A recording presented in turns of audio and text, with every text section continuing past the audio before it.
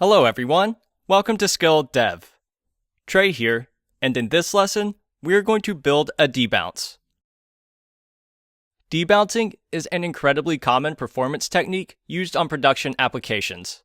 In fact, I don't think I've ever built a production application that hasn't used a debounce in some form. I use it in Skill Dev, I use it in getconnected.com, and I've used it in all my past jobs. But not only that, it's also a very, very common interview question for JavaScript interviews. And it's one I've received quite a few times. A debounce is a cousin to a throttle, which is another performance optimization technique, and we actually cover both of these in the course, because they both appear frequently in interviews. And I'm not sure if I'm allowed to disclose the company, but let's just say it's a prominent social media company, and when I was going through my FANG interviews, they asked me to build both a debounce and a throttle in the exact same interview. So you will definitely want to be comfortable with both going into your interviews. And the reason debouncing is such a popular topic for interviews is one, because as I said, it's a very practical tool, but then two, it's really rooted in the fundamentals of JavaScript. So let's look at our prompt and understand what we're going to build. The prompt states, write a function debounce that takes a callback function and a wait time and prevents the callback function from executing until the wait time finishes. So here we have a sample wait time of 5 seconds. Then we call the debounce function, which takes a callback and will simply just log I executed, and then we pass the wait time. And a debounce returns a function. So now we have this debounced event listener. And now let's walk through a timeline and understand how it should function. At time equals 0, we execute it for the first time. Then we wait 2 seconds, and we execute it again. We wait 2 more seconds, execute it again, wait 2 more seconds, and execute it one last time. And then finally, we wait for 5 seconds, and our callback is executed 5 seconds later at time equals 11. So every time you call the function, as long as that 5-second timer is still waiting, it's going to reset it each time. Only after you wait a full 5 seconds from your last execution is when it's going to use the callback function. So only after the final execution, it's going to let the wait time elapse and then execute the callback. And here we saw it actually happened at time equals 11 because we kept resetting it before the 5 seconds ran out. A very common way to use a debounce is on event listeners. So for example, you have on scroll, on key up, all these different events that can happen very rapidly from a user's perspective. And probably the one you're most familiar with is a key up event where you have type ahead search. You'll notice if you type, nothing happens until you stop for a few seconds. So the input debounces the key up event until there's a pause in your typing.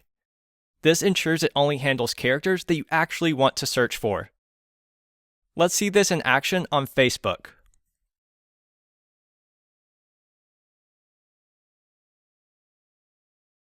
So you can see when I type skill.dev, it actually waits until I'm done typing to populate its recommended search.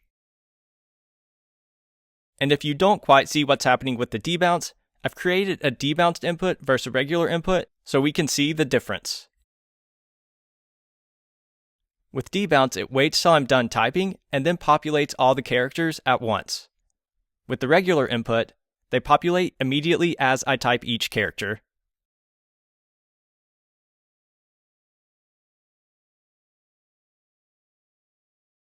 And finally, we'll just look at one more extreme case to see how it works.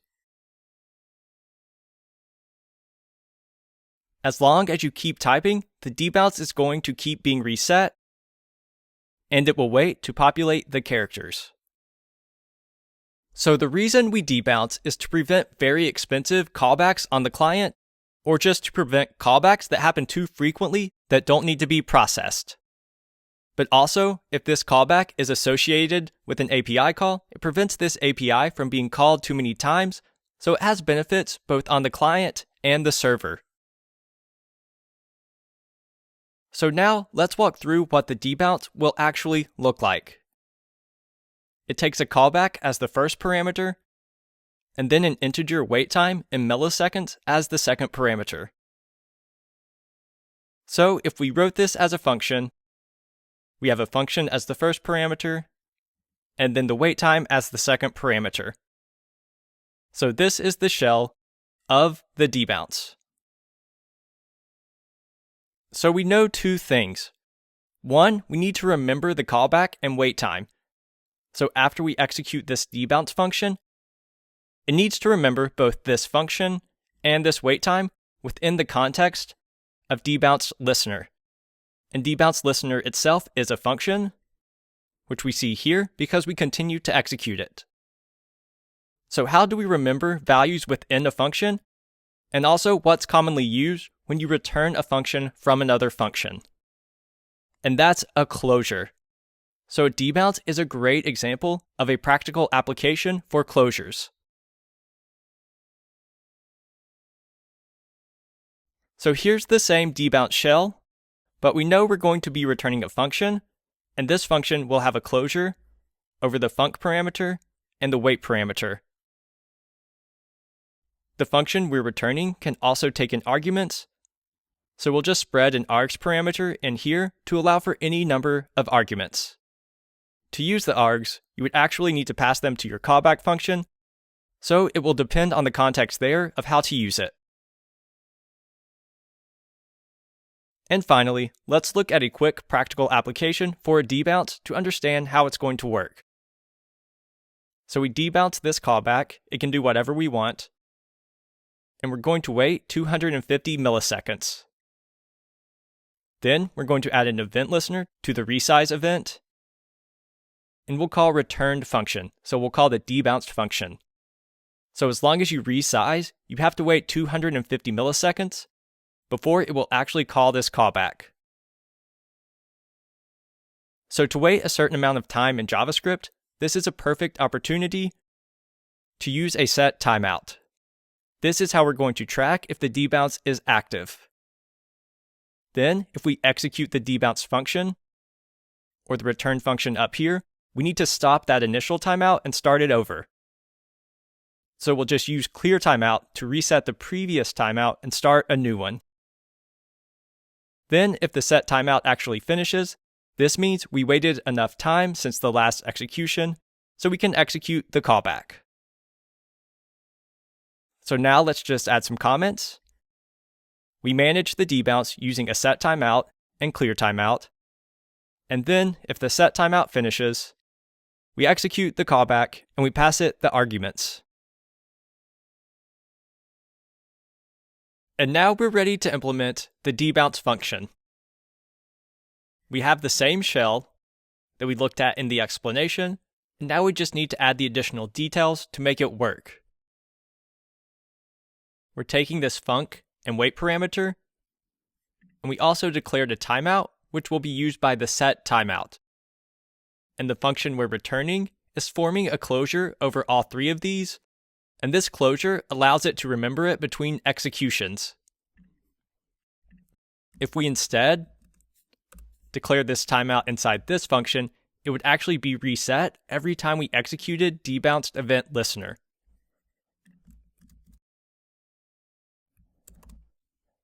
So that's why we put it in the scope outside the return function, so then the value is shared between every execution of debounce listener because of the closure.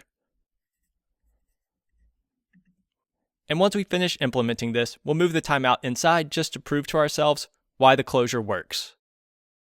So the debounce itself may actually be surprisingly simple. We know we're going to be using a set timeout to manage it, so let's declare that.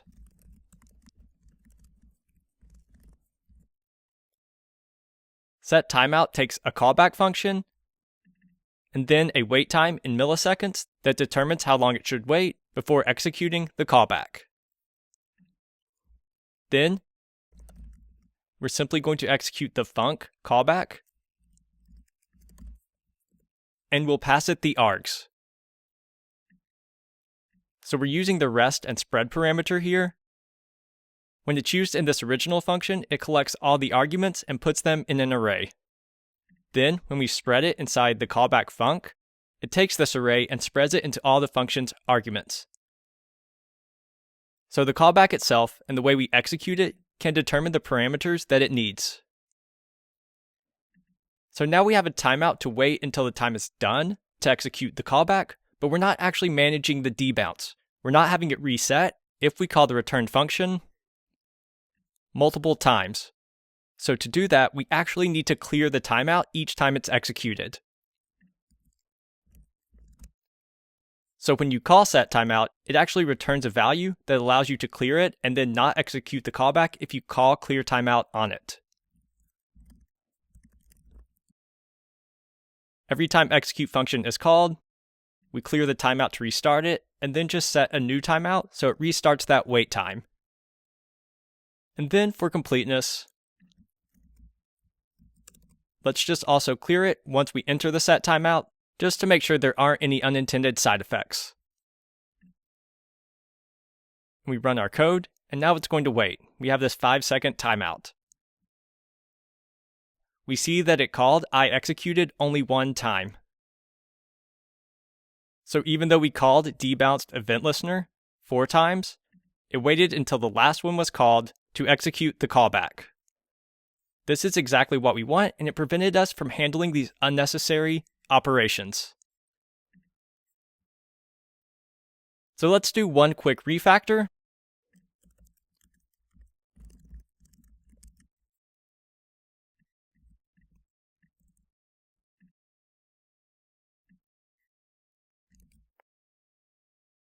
We'll just move the set timeout callback to its own function so we can more clearly see what's happening.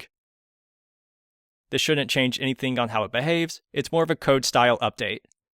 But finally, I want to prove why this timeout needs to be in the outer scope.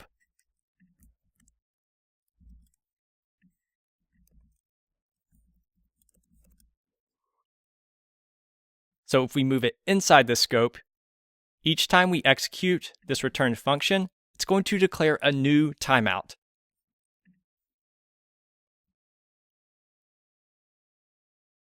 So we see that we didn't reset the debounce. So it called I executed for each time we called the returned debounce function.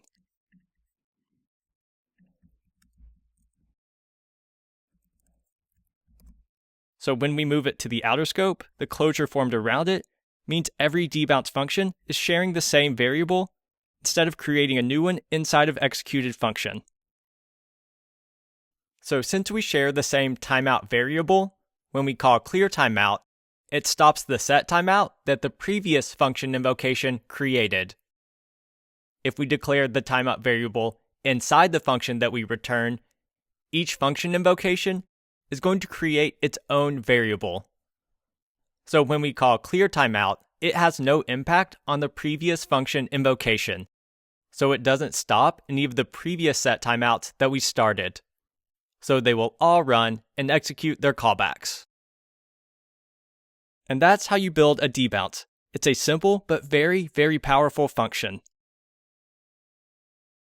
There are also many great and highly optimized versions available to download from NPM, so I highly suggest you use one of those in your applications. I personally use the one from Lodash.